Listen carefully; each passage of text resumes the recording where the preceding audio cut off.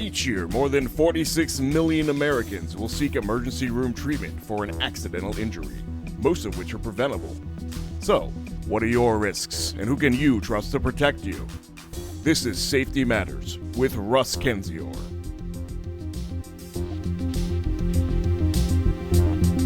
This is America's slip and fall guy, Russ Kenzior. Thanks for listening to Safety Matters. Joining me today is my producer, Tony B. He will be working the board, and you'll be hearing that very lovely voice throughout the course of today's program. But the program is all about safety and how it impacts you and your family. If you're tracking the news, which many of you probably are, you cannot help but get away from hearing stories on the coronavirus, whatever the safety threat is of the day. Coronavirus is a big deal today, and we're going to be talking about that later on in the program. But you hear a lot of data, you hear a lot of information that can really be scary. And most people don't really understand what the data means. In fact, how often do we hear from our government that the decisions being made by our state, by other states, by the federal government is based on science and data? Well, we never really get to see the science or data. We just get interpretations of the science and data, and it can be very, very confusing. Things like, gee, should I be wearing a mask? Does a mask really work? Does washing my hands do what they're telling me it does in terms of keeping me safe? Does,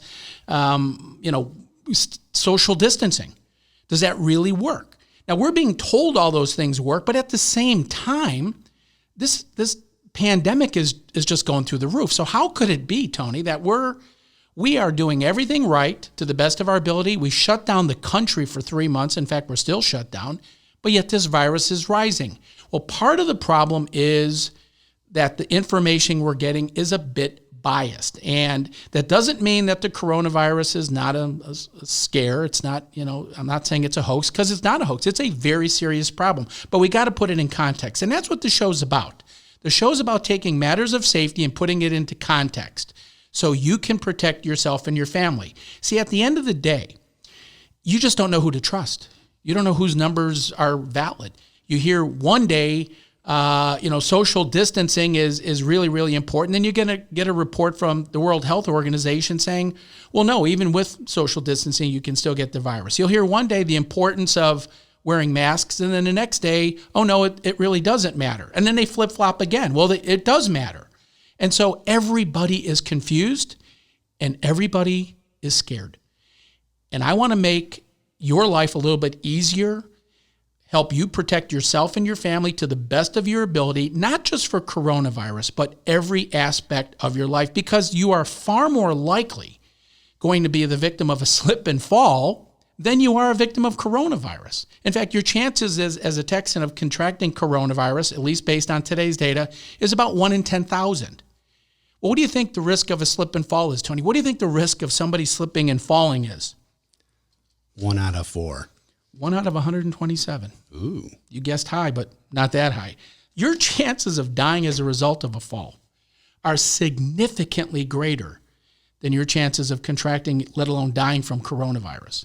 But most people would never believe that. They think coronavirus is everywhere. They're taking safeguards everywhere they go. What are you doing to prevent yourself from being a victim of a slip and fall? And remember, I'm speaking as the slip and fall guy. This is my background. But the data is what the data is. We don't oftentimes get access to it, but we have to make decisions for ourselves. And that's what the show's about. What you can do to make your life as safe as you can make it based on the information that you have. And, data is important. But at the end of the day, you got to make decisions. Look, just getting in your car and driving to work, driving to the supermarket, there's risk. There's risk in everything we do. Drinking tap water, there's a risk. Eating, food that has high fat content, that's a risk. Everything we do in our life is a matter of risk. And so we're going to be talking about defining terms. We're going to talk about what is the term, for example, average? Well, the average person. Well, what is the average person? Who's the average person? Or what is, percentages? Most people, when they were in school, dreaded one subject. More than anything. Science. Well, Math. There you go. I was a math major.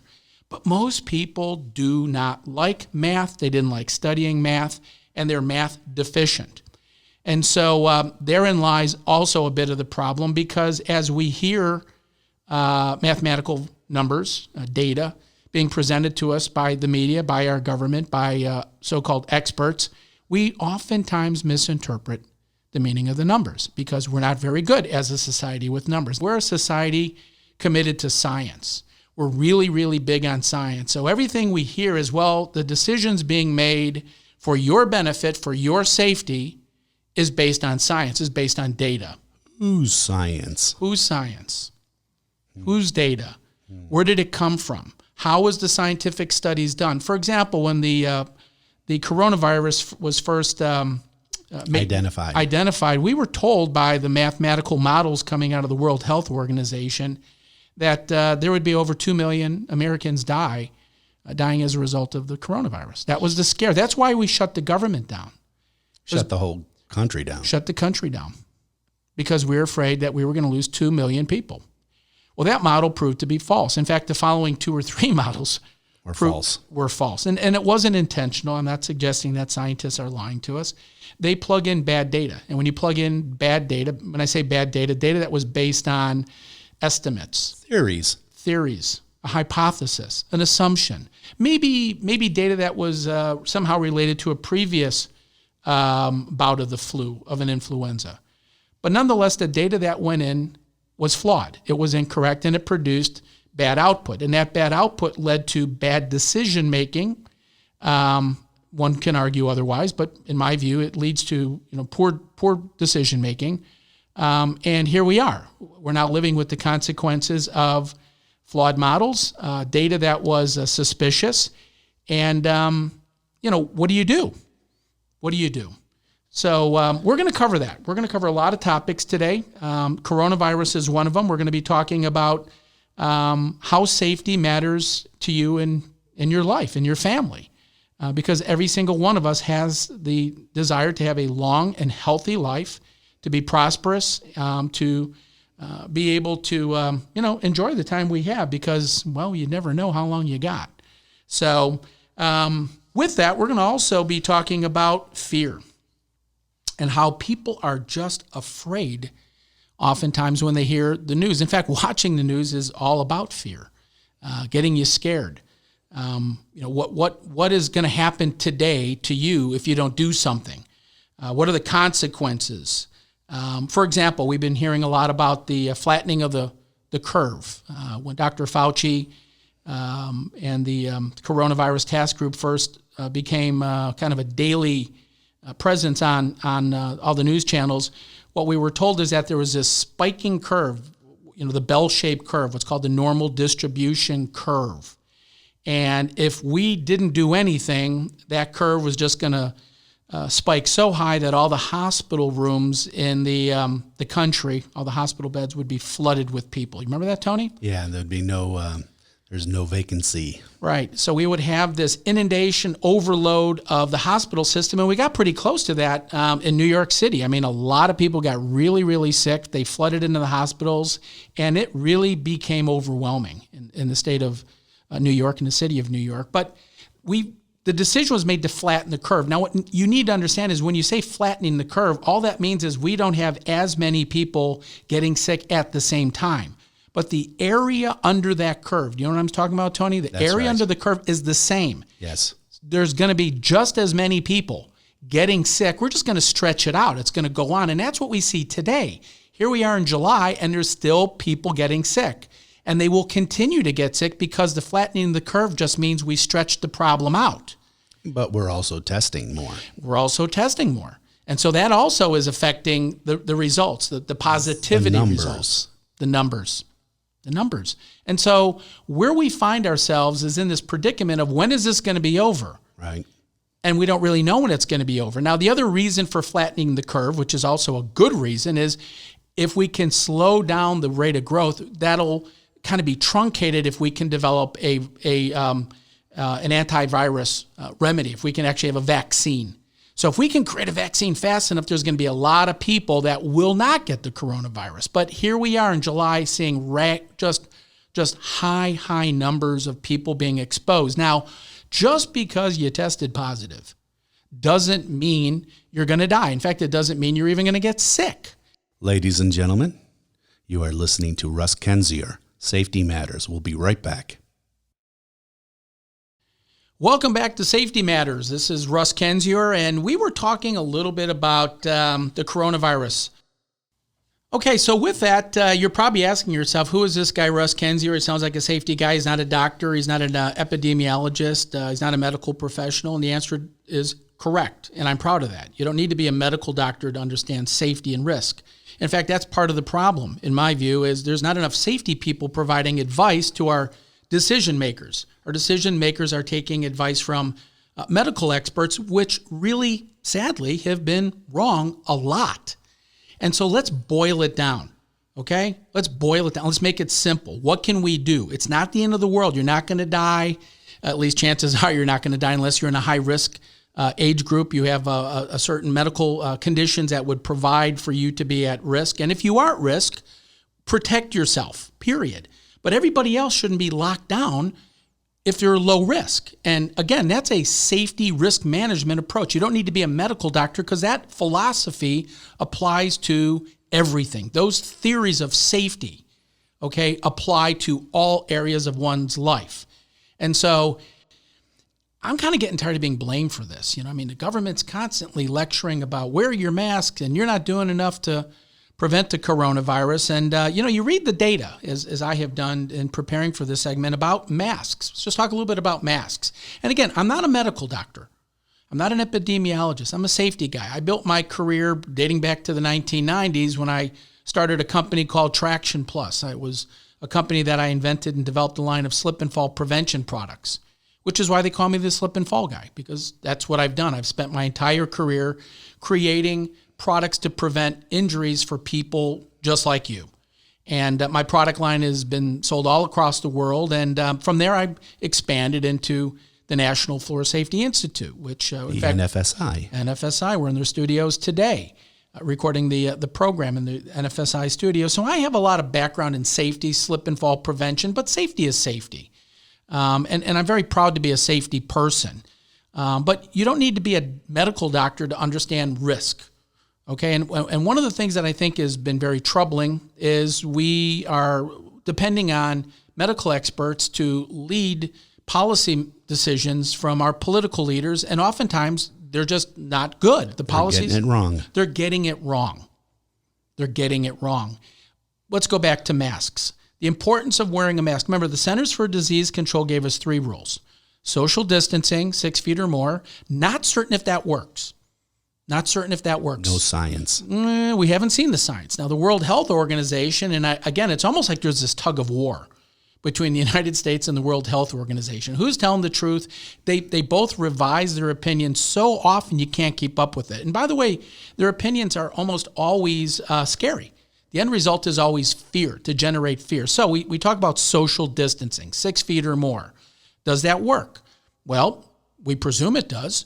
The coronavirus is a very, very small organism. We're talking about 3 micrometers in size. So if you're wearing a face mask, a conventional face mask, an N95 type face mask, they can filter up to 95% of anything, pretty much, assuming you're wearing it properly, it's properly fitted, and you're not touching it, you're not contaminating it. Well, most people are not wearing N95 masks. Why?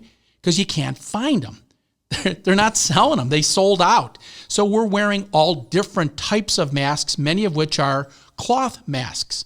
Now, if you note, and if you've been paying attention, the Centers for Disease Control don't require wearing face masks. They require what, Tony?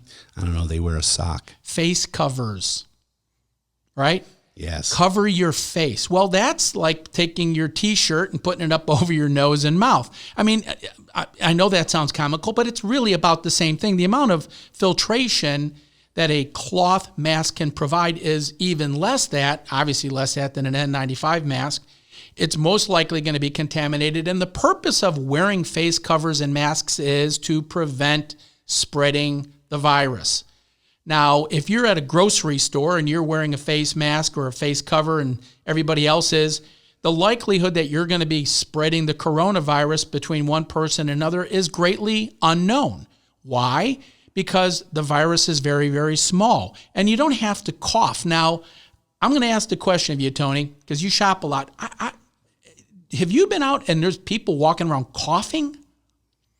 No, I haven't seen anybody. I mean, cough. people are. I'm walking around, shopping, and I'm not seeing a lot of people coughing. I see them trying to breathe. Yeah, they're trying to breathe through the doggone mask. And so the mask is to prevent coughing. Well, there's a lot of people that are shopping that are obviously not coughing. They're at home and they're doing the right thing. If you're not feeling good, you're coughing, you stay at home. And that's generally been followed. I think everybody follows that People rule. kind of get it. All right. Yeah. Again, you walk around, you see people wearing their masks, all different types of face covers. We're doing the best we can. We're social distancing, but this virus is very, very contagious. And like all previous viruses that have plagued the world as far as pandemics, they don't go away. They're very, very stubborn. They morph into different forms and they become very hard to control. And now here we are. Millions of people across the world have been infected. Millions of Americans have been infected. And so the cat's kind of out of the bag. So what do? Do you wear a mask? You don't wear a mask. Well, let's assume the following. Wearing a mask will help. We don't know how much, but it will help. And if you wear a mask versus a face cover, it will help more.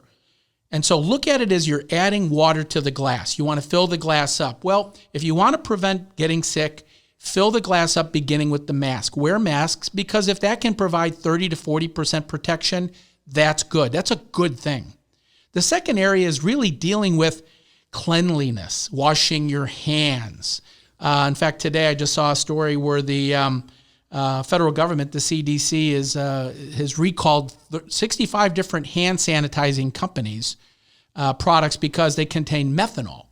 Well, methanol is what they use to make liquor. In fact, if you didn't know this, Tony, there's a lot of companies that were making alcohol. They're switching over to making hand sanitizer, and the first stage of alcohol production is methanol.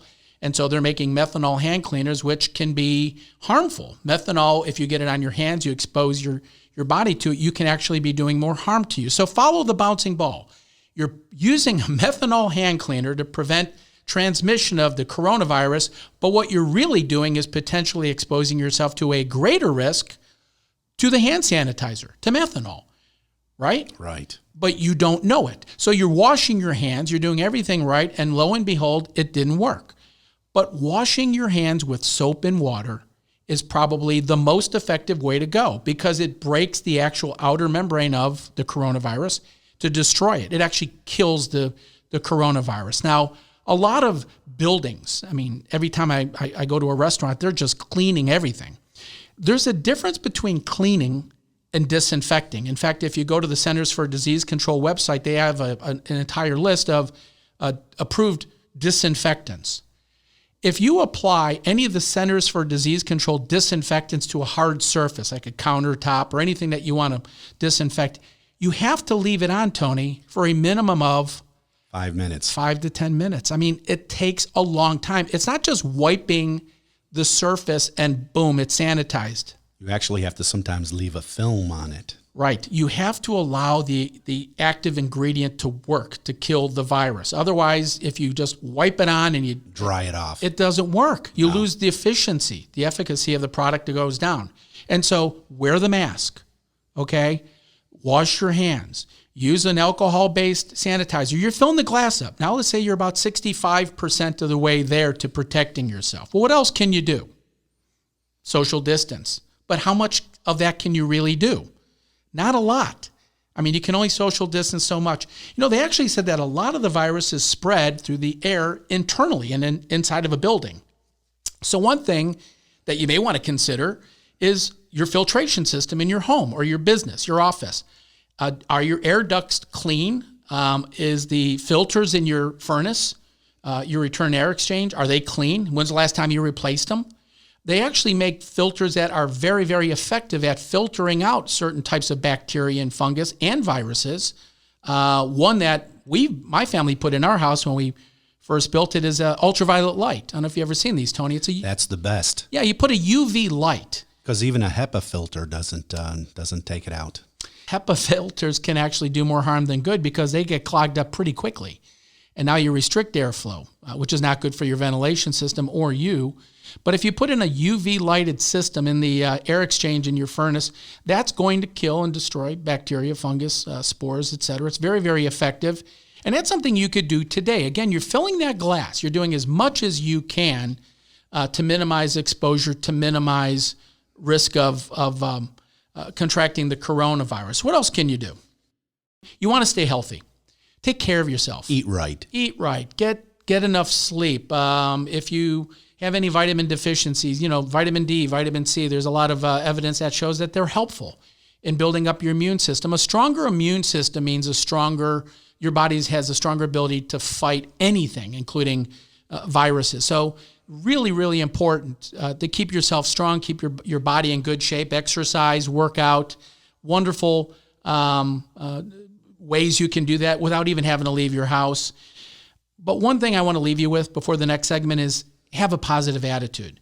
You can worry yourself sick. There are people I know that have not left their house, Tony, since February. And members of the family who never left got sick. It's amazing. You can literally worry yourself to becoming sick because as people worry, their immune system drops and they become more vulnerable to anything. And so just maintain a good attitude. Look, it's not the end of the world. We are not dealing with the plague. We're dealing with a very serious pandemic. It's one that we should not underestimate, but it's certainly one that with corrective steps can be really well managed. And you can remain safe. You can reduce the risk. And even if you get the coronavirus, which God forbid you do, we have a 99% in the state of Texas recovery rate. So we know how to manage it well. Now, nobody wants to get sick. Nobody wants to be there. But in the event you do, and we want to minimize the likelihood, there's still a lot of hope. And don't walk around being worried all day because you're going to worry yourself sick. Ladies and gentlemen, you are listening to Russ Kenzier, Safety Matters. We'll be right back. Welcome back to Safety Matters. Some of the debate that is taking place throughout our country right now regarding coronavirus is political. Some of it is scientific, and some of it's a combination of both.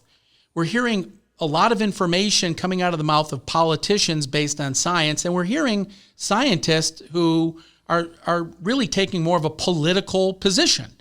And it kind of merges science with politics, and that's the most deadly combination you can get because we really don't know what the truth is.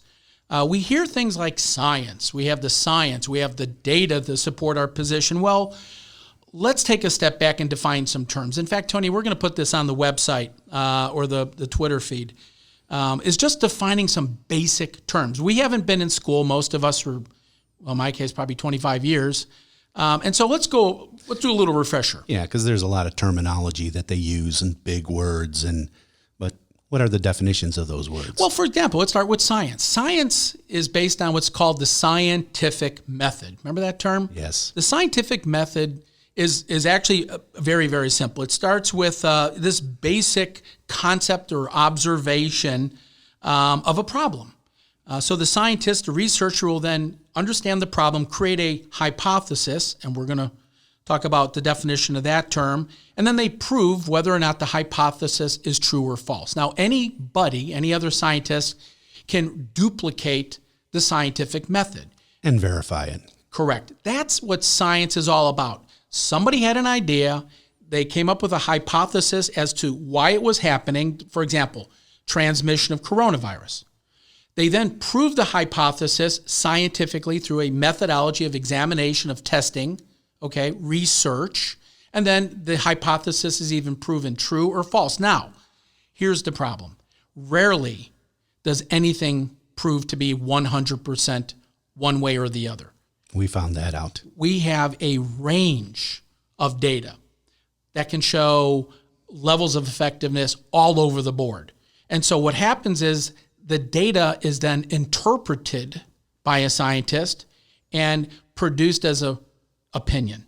And I know a lot about that because I spend a lot of my time as an expert witness. In fact, I've been retained on over 800 lawsuits across the country, and that's what I'm paid for, is to take information, take facts, take evidence, apply the standards that are appropriate for that particular matter, apply the scientific method, and then come up with a conclusion. Now, that conclusion is my opinion. That's what I do. I render opinions. Well, that's what medical doctors do. Remember, medical doctors, Tony, practice medicine. They're not infallible. They make mistakes. They're doing the best they can based on the evidence they have, based on the knowledge they have. So when we hear the term science, well, it's based on the scientific method, the scientific principle of how you come about learning about your environment. And again, we've been talking about the coronavirus. But, I use the term hypothesis or theory. Well, hypothesis is just a supposition. It's a proposal. It's an explanation made on the basis of, again, limited information, but it's a starting point for an investigation. It's where you begin. You create a hypothesis. And so what we find is in the field of science, the hypothesis is created, there's some evaluation, and then there's a conclusion that becomes interpreted as an opinion. And that's what we hear. So when we hear the science, understand the science is oftentimes just somebody's opinion of what they learned. Speculation, another term widely used. If you speculate, well, a lot of speculation going on these days. That's the forming of a theory or conjecture without any firm evidence. Okay, so you don't really have any data. You just speculate. You fill in the blanks. So when the World Health Organization says 6 feet is not enough for coronavirus, we need to be 10 feet. Now, aside from the fact that it's impractical, where does that come from? Well, oftentimes that's speculation based on some limited study that was done somewhere on the planet by somebody that showed the coronavirus can actually go further than 6 feet. And again, that's based on certain conditions, temperature, how hard the person's coughing. Inside or outside. Inside or outside. So again, it's data, but it's based on speculation. Now, we hear the term anecdotal data. Okay, anecdotal. Well, what does anecdotal mean? And again, this is a refresher course. It's like the dodo bird.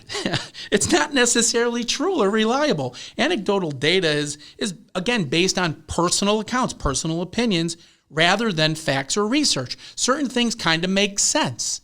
And so you say, well, okay, based on the fact that it just makes sense, it's reasonable to have a face cover over your mouth if you're breathing or coughing. That it seems like to make a lot of sense. Well, when you take a closer examination, if you were to just take a regular cloth, a cotton material, Tony, put it across your face and cough, a lot of it's going to go right through the material because the coronavirus is now being propelled and it's very, very small. Microscopic. Very tiny. And so some of that will get through. But it, again, gives this false sense of security.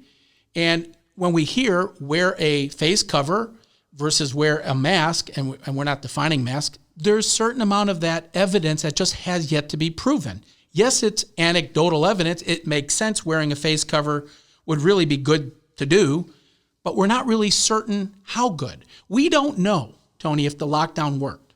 We don't know. We don't know that if we just would have kind of let this thing blow and go and a lot of people would have got sick at the beginning. And remember, our country invested millions and millions of dollars, billions of dollars in outfitting here in Dallas. The K. Bailey Hutchinson Convention Center was converted to a hospital. And so there was an anticipation that there's going to be this huge surge of people getting sick, and not just sick, but dying, going to be hospitalized, needing to be on a ventilator.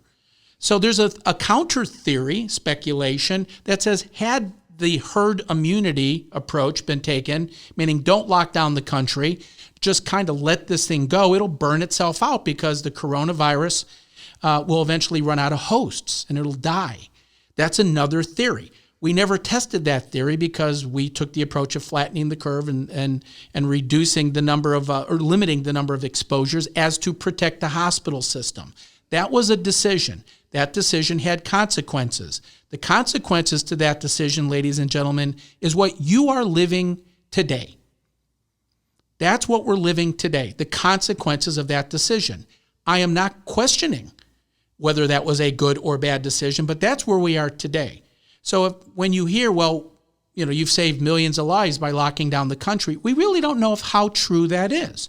Maybe it would make sense. There's some anecdotal evidence to suggest that did, in fact, make a big difference, and it certainly did for the high-risk community. Look, locking down, if you want to use that term, and that's a strong term, those who are the most vulnerable makes perfect sense. If you are high risk, you're over the age of 70, you have high blood pressure, diabetes, obesity, all the conditions that when combined with coronavirus is deadly. Those are the folks that really, really need to be focused on. But while we were trying to protect them, we locked everybody else down. Right. It's kind of like if you want to prevent crime, let's just lock everybody down and not just the criminals. Well, okay, I guess that would work, but I'm not so certain how many people would like being locked down for not breaking the law. But these terms have meaning. And the last term I want to throw around is the term average. You hear the term, well, the average age or the average victim or the average death rate. Median. There's another one, median. Well, average is just an expression of a central data point. It's the kind of a typical value. You have a set of data. You have a series of numbers in a particular mode or median, which is oftentimes called the mean. But all you're doing is you're dividing the sum of the values into their set. So you're really just taking numbers and you're dividing them into each other to create an average value. The median is another form of average. And so when you hear the term median, like median home value, that's a real popular term in real estate. The median home value, well, it's just another form of expressing an average. It's usually just representing a middle number. And so 50% of the homes have a value above the median, and then the other 50% have a value below the median. That's what median means. Okay, so when you put all this together into a theory, and that's another term we need to talk about before the break, that's just a supposition, a system of ideas intended to explain something. So if you have a theory of something, it's just that. It's an idea that you have that needs to be explored, through the scientific method, as we talked about earlier. And that's the science in a nutshell. And again, a lot of these terms that I'm covering today are terms you hear all the time when it comes to safety. We hear numbers, we hear terms like average, median. We hear a lot about theories and hypotheses, speculations. And so to lay the groundwork for really understanding your health and safety, we need to understand the numbers, where they come from, how they're calculated, who's calculating them, and whose opinions are we really hearing from. Because there's an old saying, Tony, liars figure and figures lie. Anybody can make anything out to be really, really good or really, really bad. That's just the nature, that's human nature. So if you're a business person and you're trying to sell your company, boy, you're going to put the best light on it you can. Oh, we've had an increase of customers by 700%. Well, that took it from one person to 7 people or 8 people. Okay, so you can sugarcoat anything you want, and you can use numbers against a person, or you can really make things out to be really, really bad, when in fact they're not that bad at all. It's how you manage and organize the numbers and how you understand numbers as a form of risk as it applies to you. It applies to you in your life. And so when we come back, we're going to talk about what's the riskiest part of your life. Is going to a bar more riskier than opening your mail? We'll be talking about that when you come back. Ladies and gentlemen, you are listening to Russ Kenzier, Safety Matters. We'll be right back. Welcome back to Safety Matters. We were talking about and are talking about the coronavirus and some of the data, some of the information that's going into the pool. And I learned a long time ago that most people have a hard time understanding scale. So if you talk about something very, very small like a virus, most people have a hard time understanding the size of an atom, for example. And the same is true for the opposite side of the scale. The distance of a light year is really, really difficult. That's why scientists have such a difficult time coming up with their theories and developing science. Explaining themselves. You can't really see it. It's very difficult. So we're going to make it more practical. In the state of Texas, we've had a wide range of testing going on for coronavirus. In fact, we've had over 2 million people in the state of Texas tested for the coronavirus. And if you want to kind of compare that in terms of size, that would be equivalent to the city of Houston. Everybody in the city of Houston got tested for the coronavirus. Wow. Yeah, I mean, that's a lot of people. Yes. Of that number, 10,405 people have been hospitalized. And so there's a lot of people getting hospitalized. There's been a lot of new cases, kind of a high rate of growth. But how many of them, of those 2 million plus people who've been tested, actually tested positive? Well, the answer is just over 250,000. And so that would be equivalent to the city of Plano. So imagine, if you would, that everyone in the city of Houston got tested and everyone in the city of Plano, in terms of size, scale, tested positive. To kind of give you some numbers. Well, of all of those people, we had a total so far of just over 3,000 people, 3,235 Texans have died from the coronavirus, and that would be equivalent to the town of Laguna Vista. Laguna Vista town down by South Texas. Yeah, down there by Padre. So everyone in Houston got tested, everybody in Plano tested positive, and everyone in Laguna Vista, which is a very, very small community. In fact, it's really an extremely small community.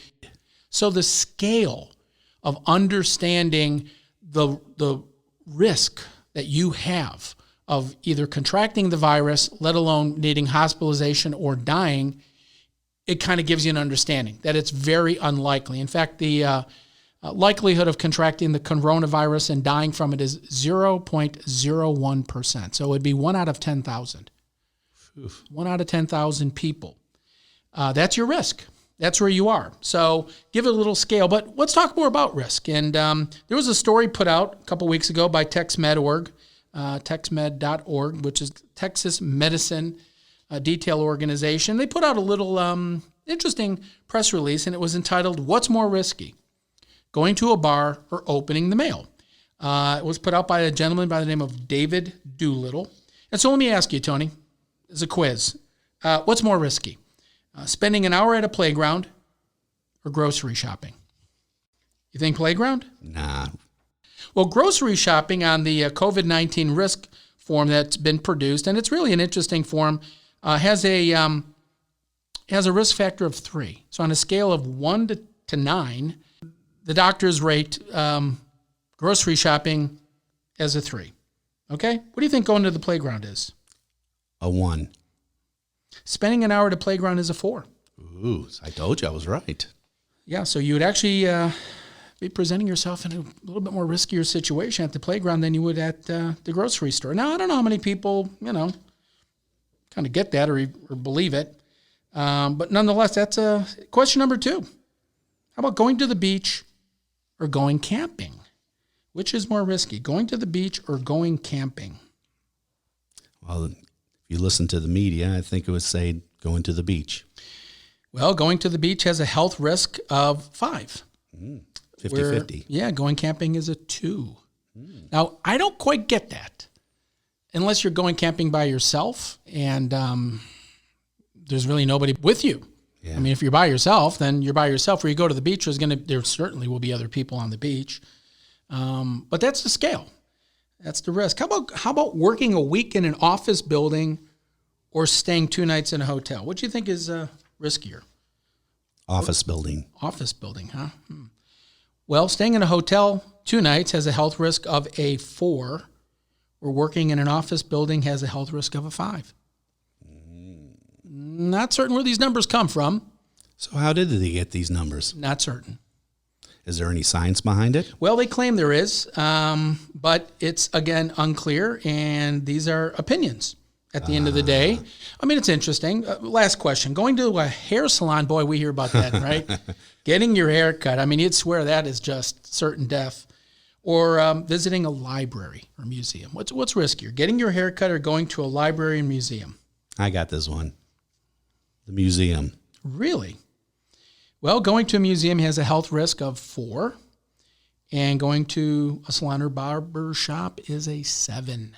Ooh, they really got it down. Not certain where they come up with that, but the bottom scale, opening your mail has a health risk of 1, and going to a bar has a health risk of 9. So they're on opposite ends of the scale. Now, what I find interesting is just by locking yourself down, having zero exposure to any human being on the planet, not going out to eat, not exposing yourself, to any risk, but simply checking or opening your mail. I guess that would apply to opening a Amazon box.